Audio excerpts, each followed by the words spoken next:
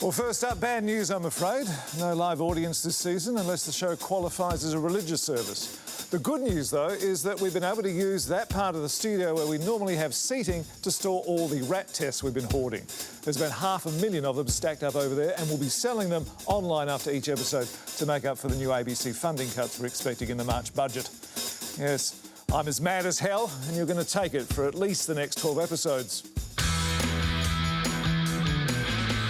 Get your motor running, head out on the highway, looking for adventure in whatever comes our way.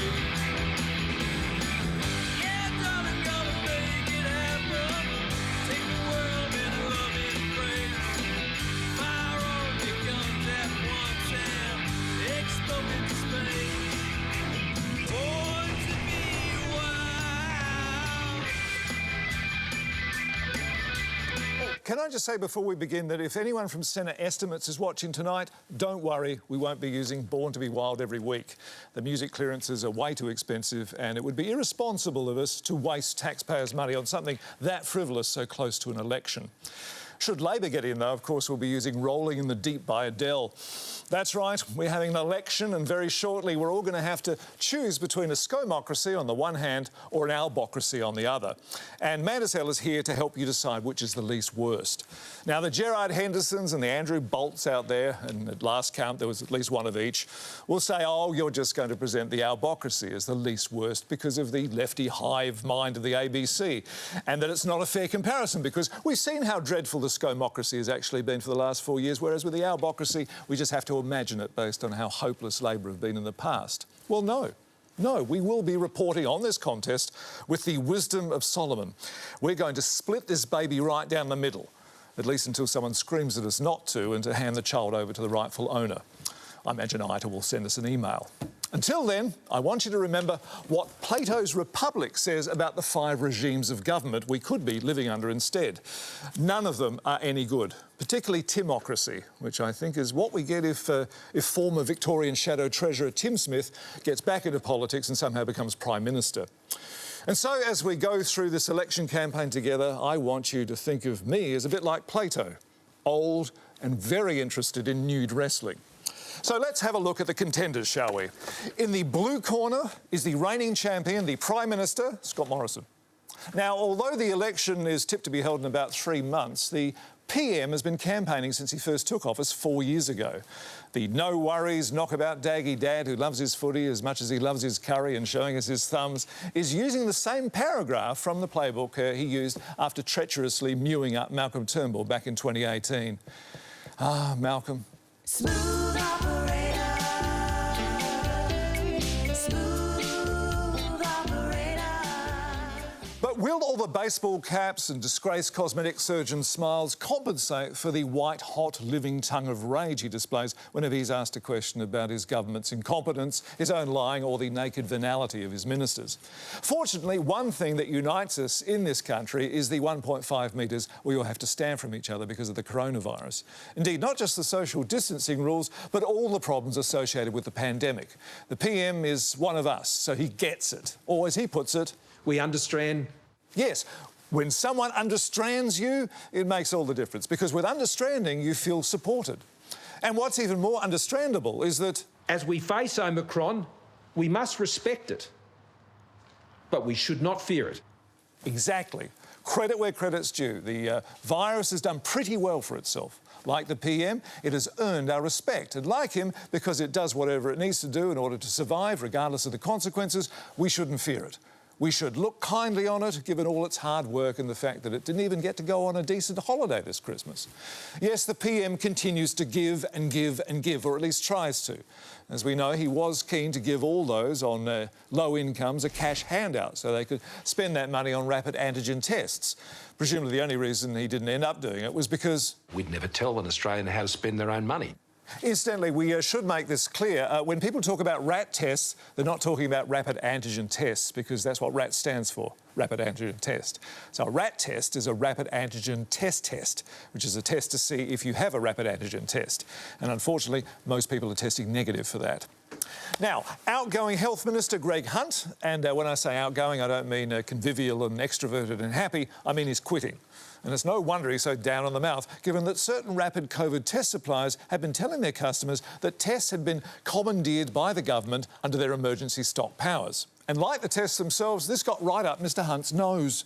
They're lying, and that's why I'm reporting them to the ACCC. Wow. I haven't seen anyone that annoyed about a lie since Emmanuel Macron. Government hokey spokesperson Dramella Burt, can I ask you about the government queue jumping for rat test supplies? You can, but I'm not going to guarantee my response will qualify as an answer. If your order for rat tests is so big, aren't you worried, given your weight in the market, that the knock-on effect is that you'll clean out the stocks and the orders of smaller purchasers will be left unfilled? Shaun, what's important is that we get what we want in such a way that it makes up for the fact that we didn't do anything about it earlier. If, because of our cartel-like behaviour, some wholesalers end up with fuck all, then that's what happens with unfettered can-do capitalism. Yeah, but when you walk into a shop and slap down taxpayer funds on the counter and say, I'll have everything on display, everything in the stock room and whatever you happen to be unloading off the truck outside, stands to reason, doesn't it, that not only will other customers be unfairly disadvantaged, but people who want to buy the tests now can't. Look, if you're buying some stereo equipment out the back of a van, you just want to be able to walk into your share house and take the credit. You don't want to ask where the gear came from and whose window got busted to get it. To be fair, though, the government has not been sitting on its hands about the lack of rapid antigen tests. Wisely, it's instead been sitting on its arse and using its free hands to gesture to its program to supply up to 10 free tests to 6.6 million concession card holders. Which sounds great, but is actually a bit like having one spring roll in your Bain-Marie and calling yourself an all-you-can-eat restaurant. Shaun, the Health Minister has made it very clear that we can't have an infinite supply to an infinite number of people, then of course that demand couldn't be met. Yeah, but surely having an infinite supply means you could meet an infinite demand. Isn't that right, Professor Ian Orbspider? Yeah, that's right, Professor Shaun.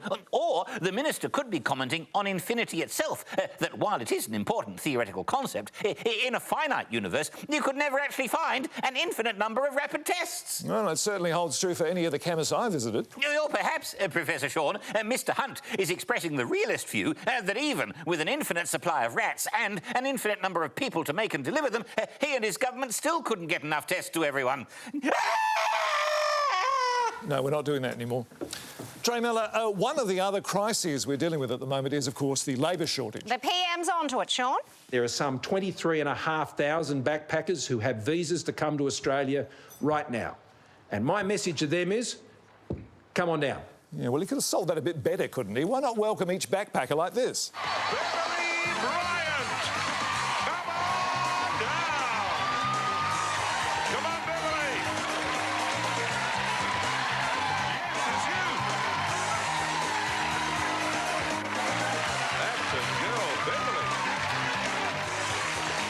And our thanks there to The Price is Right, which incidentally is not something you can say about backpackers' wages.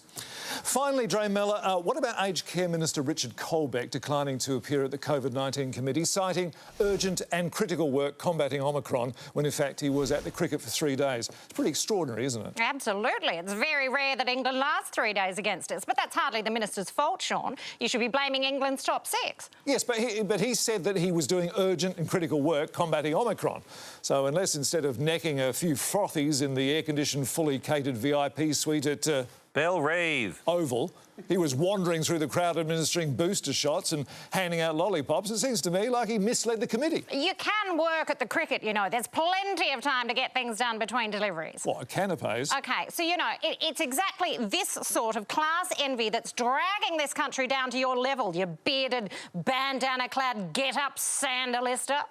Bearded? Richard Colbeck is the Minister for Sport as well as Aged Care Services, don't you know? Yeah, that's quite a mixed business, isn't it? But why does a Minister for Sport need to go to a cricket match? So we can find out what sport is? Does the Minister for Women go and look at women? Does the Minister for Defence need to pop over to Tigray and Chad so we can look at wars? The Prime Minister has already dealt with this. I can understand the criticism. I think Richard has taken that, on board. Yeah, but over the last couple of years, that's a hell of a lot of criticism he's taken on board. He's starting to look like one of those asylum seeker boats. Oh, keep mentioning them. That plays well for us. And so, in the end, the PM has handled the pandemic pretty well. Concerned that closed borders and COVID restrictions were shutting down the economy, he's decided that opening borders and relaxing COVID restrictions was a more voter-friendly way of shutting down the economy. You've got to hand it to him, don't you? I mean, he's going to take it from you anyway, so you may as well. With more on finance, here's Tosh Greenslade in a wig and glasses.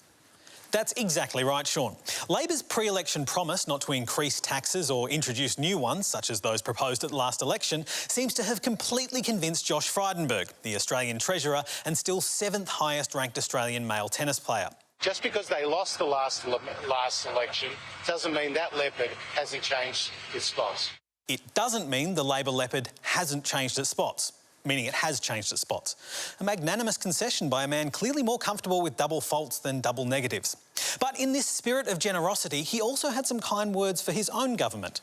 Over the last 6 months, at the end of last year, we saw 11.7 million Australians get more than $15 billion in tax relief. But when you've racked up a national debt north of $800 billion, you can't afford to slash the tax revenue that would help pay it off. So in order to minimise that loss of tax revenue, the government has relaxed COVID restrictions and border controls in order to kill as many of us as possible.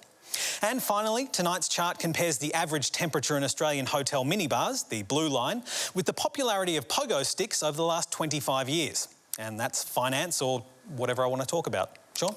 Thank you very much. Tosh Greenslade there in a wig and glasses. Oh. Of course, this nude wrestling match isn't a one-horse race. In the red corner, weighing a lot less than he did a few months ago. And I must say, Albo's makeover looks stunning, doesn't it? Could we have the new look Albo up there, please, as we've agreed with his office? Thank you. Just some background, actually, on all this. One of the first things Albo did towards the end of last year to shore up support during the campaign was buy a new pair of glasses in an effort to have people mistake him for Joel Fitzgibbon on his visits to the Hunter Valley. But this is only part of the multi-pronged fork the Labor Party intends sticking in its eye over the coming weeks. Isn't it, Junior Press Officer for Anthony Albanese, Sammy Twerb? Absolutely, Shaun. You can't win hearts and minds just with a pair of spectacles. You need plenty of other prosthetic devices as well. Artificial legs so you can stand for something on, retractable arms for your robotic hands so your reach doesn't exceed your grasp, and reversible feet so you can appear to take 2 positions at once. And Albo has been giving us some pre-election insights into his thinking. For example, he's very concerned about creating wealth, but he's also concerned about aspiration, saying that's the Labor movement's historic mission, to create more people into the middle class. The middle class obviously being as high as you can aspire to under a Labor government.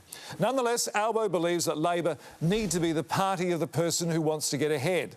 And if they can be the party of that person, well, there's one vote. Shaun, that's the wrong photo. Sammy, the recent trip through the Hunter Valley and the 10-day tour of Queensland didn't go well, did it, for Albo, with the Age calling Albo's charm offensive in Queensland, although that might be me deliberately misreading it. How dare they, Shaun? Albo was there in good faith to announce an investment of up to $200 million a year on disaster prevention should he win government. Yeah, well, most Queenslanders, though, would rather that money be spent on preventing him winning government.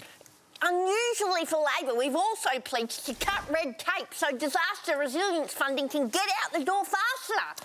Businessman George Michael, you vehemently oppose that plan. Why is that? Well, I manufacture red tape. Yeah, fair enough. Now, of course, the ALP is heavily aligned with the unions, and so in the lead-up to an election, Albo must have been delighted when they threatened strike action unless employers cover the cost of rapid antigen tests. Of course, the Treasurer, being from the coalition, the traditional enemy of the working class, couldn't resist a bit of union bashing. Well, such drastic action and intimidation and threats has no place in the middle of a pandemic. He's certainly got his stern face on there, Josh, hasn't he?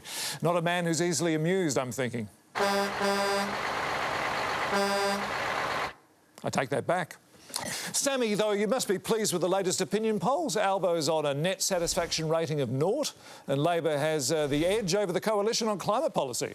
Shaun, the last thing we want is for voters to think that Labor's more ambitious than the coalition on climate change. Yeah, well, you are, though, aren't you? On paper, sure, but we want to keep it quiet, like our slightly less cruel refugee policy. Yeah, but polling suggests voters support your more ambitious target, so why not claim credit for it? Shaun, Labor may be beset by barely concealed internal division and lacking in ideological direction, but we're not stupid. Voters say they support ambitious targets, but then come election day, poof, they don't vote for them.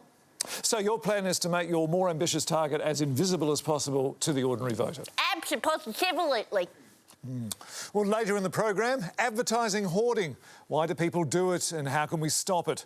Also, more on the story about the Prime Minister's social media account on WeChat being hacked and turned into a pro-China propaganda site.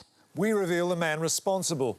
Plus, British Cabinet gathers at number 10 to discuss new COVID restrictions. Now, of course, as we get closer to the election, we can expect the government to announce a range of new, not so much policies as reasons not to vote Labor. Like this one about emission reduction targets, where the PM says, vote Labor, you vote Greens, and you vote for the Greens' targets. Yeah, to be fair, though, if you vote Nationals, you vote Liberal and you vote for the Liberals' targets because the Nationals don't have any. Art director and dirtfile coordinator in the Prime Minister's Department, Donald Micallefs. In the run-up to elections, governments usually like to remind us of all their achievements in office, and this government is no exception. You've seen queues. You've seen rising cases. You've seen pressures on hospital systems. You've seen disruption of supply chains. You've seen shortages of tests. But all those positives to one side, the PM also wants to make it clear that he understands the frustration we're all feeling with the events of this summer. It's been incredibly frustrating. It hasn't been without challenge. It hasn't been without loss. It hasn't been without frustration and difficulty and the natural anger that I know flows from that. I mean, it's great that the Prime Minister is telling us that things are really terrible at the moment, but is there any chance of him apologising for any of it? Well, I'm not a bookmaker, Shaun, but the point is that Scott is simpatico with all Australians. He understands their frustration. He understands the rampant and relentless criticism of him. He understands the seething rage and revulsion that people feel for him, the universal distrust and deep hatred, the hostile loathing, contempt and disgust, the disdain, horror, odium that he engenders, the widespread desire to replace him now with anyone else, even Craig Kelly. He gets it.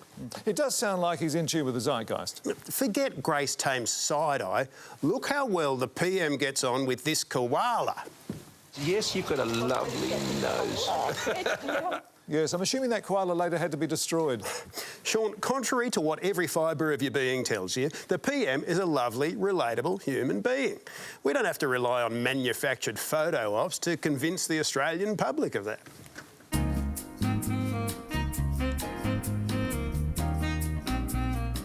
Now, apart from projecting an image of the PM, what else is important during this campaign? Look, concealing what is actually there. Really? That's vital, Shaun. Are you familiar with the picture of Dorian Gray? I am. Then you're not our demographic. Oh. You've got to be incredibly blunt to cut through these days, Shaun. Well, thank you very much, Donald Micallefs. Oh, can I just ask you one question briefly about Novak Djokovic? Oh, well, that was the Immigration Minister's decision. So, apart from tweeting about it and weighing in at the beginning before he realised Border Force had cocked it up, it's got nothing to do with the Prime Minister. All right. So if it's a curry or a barbecued barramundi, fine. But if it looks like turning into a shit sandwich, he hands it over to someone else. Well, that's what ministerial accountability is all about. Well, thank you very much, Donald Micallefs there. Oh, and for coming in tonight, Donald, would you please accept these 2 return tickets to, and this is real, this is not something we've made up, the Zero Chance Film Festival, sponsored by the Australian Government.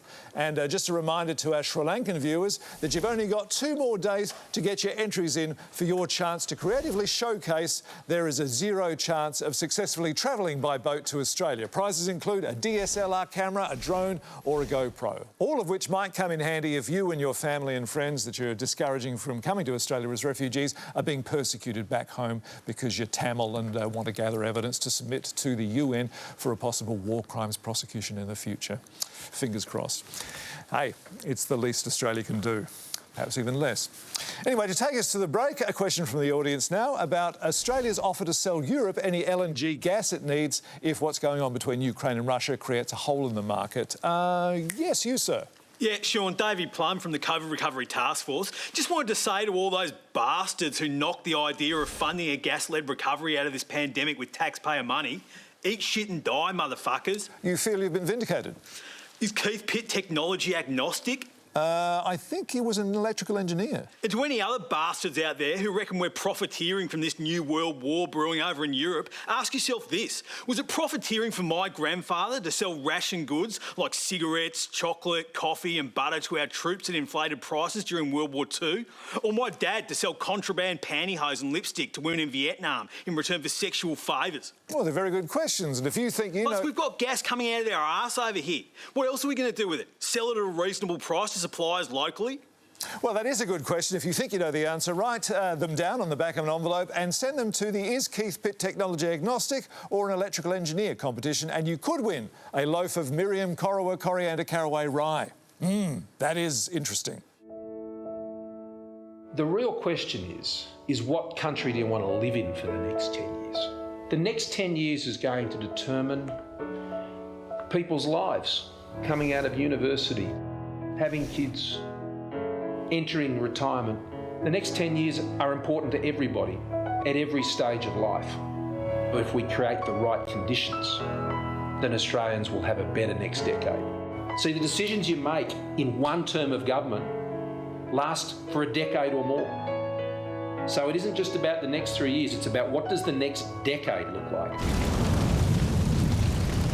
As much as we are passionate about a strong economy, it's actually why we're passionate about it that matters. We're investing in hospitals, we're investing in education. All of this is made possible by a stronger economy. You know, you change the government, you change the course of the country. Authorised by S. Morrison, Liberal Party of Australia, Canberra.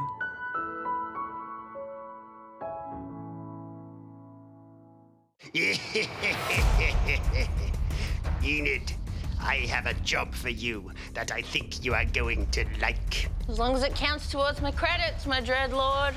And doesn't run into the afternoon because I've got an orthodontist appointment at 2 o'clock. It's a note from my mum. What's going on? Where's the usual Enid? It's a prequel, like they're doing on Mystery Road. I'm a different actor playing my younger self. This is a picture of a penis. Yeah. My mum's got problems. Helps with my backstory. No matter. I want you to mount an inquiry into how ineffective a federal ICAC would be, with no mention of the potential damage it could do to our sitting government or its members. You'll be given all the powers you want. Could I shoot laser beams out of my eyes? Whatever you desire. Shoot electricity out of my fingers? No! That's my deal. Now, be gone!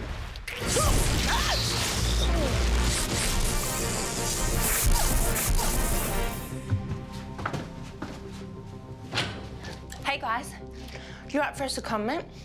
I'm putting together a dirt file on coalition MPs and how vulnerable they are. Can't you see we're busy watering down the religious discrimination bill for the Australian Christian lobby?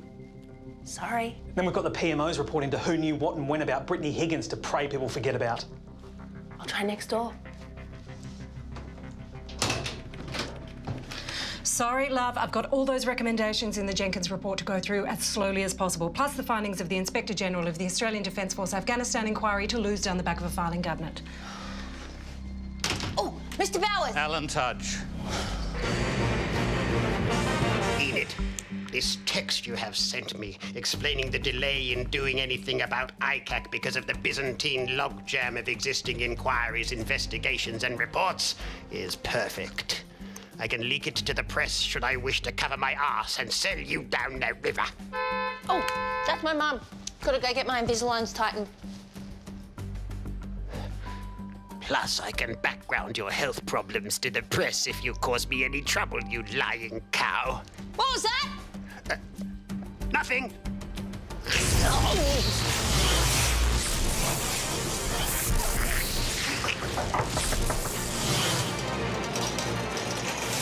Suppose you'll be wanting the usual bun, Mr. P? Yes, thank you, Mrs. Catamol. Just leave it on the desk. Money's in the ashtray. Anything for you, dearie?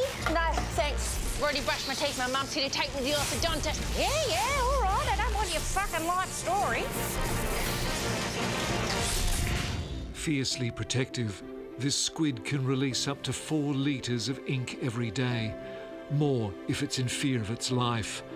Over a year, if continuously petrified, it can produce enough black ink to redact all the Howard government cabinet papers relating to the Australia-East Timor Maritime Agreement. That's the National Archive Squids of the Timor Sea, Tuesday at 7:23. Welcome back. And just briefly to last week's quiz question, the answer was 120. The question, of course, being how many overseas tennis players would we need to deport to enable an Australian player to win the Australian Men's Open? Right now, though, with a wrap-up of the Australia Day honours, is Mad as Hell's nationally divisive issues reporter, Lois Price. And Lois, I see that Gina Reinhardt received an Australia Day honour for, among other things, services to the mining industry. Is being involved in something and making a large amount of money out of it a service? Well, if it is, Shaun, then on that basis, the punter who won $20 million in Oz Lotto last week should get an Order of Australia medal for services to the gambling industry. And the Comancheros outlaw motorcycle gang should get one for services to organised crime. So what would be a service to the mining industry? Oh, well, the government giving the green light to a new coal mine, that would attract at least an OAM, or the planet Earth just having all this iron ore. That's a tremendous service to the mining industry. So it doesn't make sense to you either? Well, what would make more sense to me, Shaun, is if the mining industry got an Australia Day honour for services to Gina Reinhardt. Is your old water tank cracked and leaking? What a bummer. It's International Wood Heater Awareness Week all this month at medium-sized cliffs, sometimes dry firewood supplies. This week only, order 2 tonnes of illegally harvested state forest firewood and get the third when you've used the first 2. Like documentary evidence that Cliff's stealing this stuff on an industrial scale, simply chop it up, burn it and relax. I'm Lois Price for Mad as Hell. Thanks, Lois. Well, still to come, minor royals to take on public duties vacated by Prince Andrew. Disappointment turns to anger as Keith Urban fills in for Adele. But right now, here's some news from countries that aren't Australia with Lydia Rollins. First to Ukraine, and European leaders convened for a 5-hour talk on Wednesday to de-escalate Russian aggression. Because if there's anything that can make you not want to destroy a small nation, it's a 5-hour-long work meeting.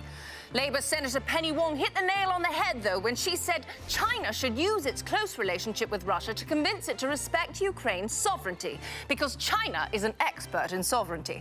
Just ask Tibet and Hong Kong, and very soon Taiwan. To France next, and a new strain of Omicron.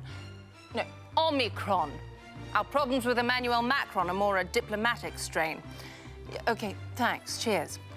According to reputable newspapers and news.com.au, French scientists have discovered a new mutant variant of the COVID virus.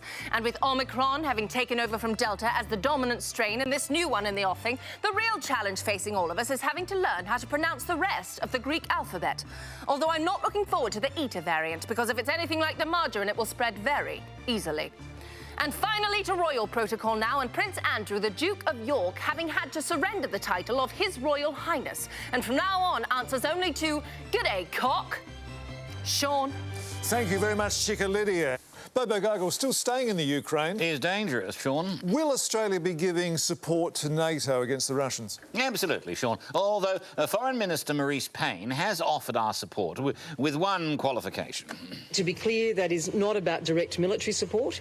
That is not on the table from Australia's perspective. Why not? Because our military support is still on order. Have we got a tracking number? Oh, yes, we do. And we've said if we're not here when they come, can they leave the tanks and subs in a safe place? Which would be? Anywhere, really. History tells us they'll be obsolete by the time they arrive and thus of no interest to thieves at all. Well, thank you very much. Release the cracker! No, we're not doing that anymore. Very disappointing. We're not doing it anymore. Or not coming up because the final episode of the repeat season of Fisk is on in a minute. Federal government unveils new personal protective equipment for all hospital staff. Extreme weather takes public transport in attempt to escape itself. And someone I've never heard of posts something I don't care about on Instagram. And finally, I note that recent Australia Day honour recipient Gina Reinhardt has just been announced as the sponsor of the Australian Olympic team up to and including the 2026 Winter Olympics. And it's a savvy partnership. Not only does it deliver income now, but also savings when, after 2026, thanks to Gina's mining activities, there aren't any winters to have the Olympics in. Goodbye.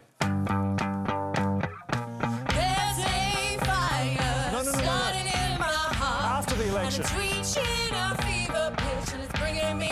This is too expensive.